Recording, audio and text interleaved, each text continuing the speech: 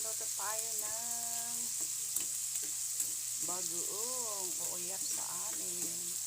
Nilagyan ko ng taba, guys.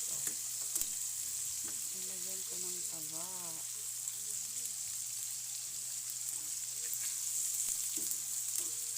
Yan, niluto muna natin yung karne. Tapos ilagay na natin yung bagoong.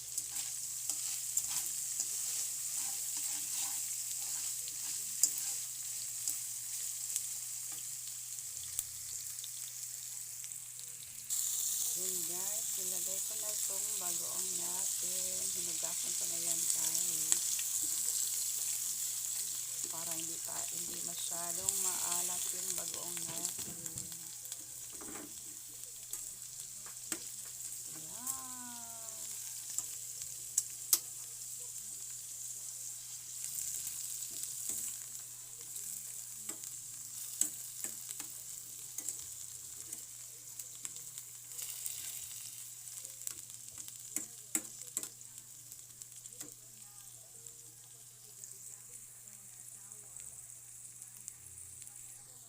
Yan, nilagyan ko na ng Ajinomoto at saka sugar.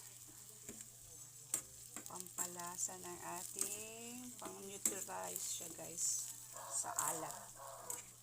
So, hindi na ito maalat kasi nugasan natin yung bagoong natin. Yan.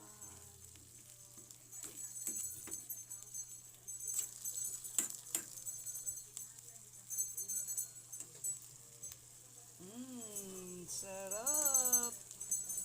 Bagoong with pork to guys.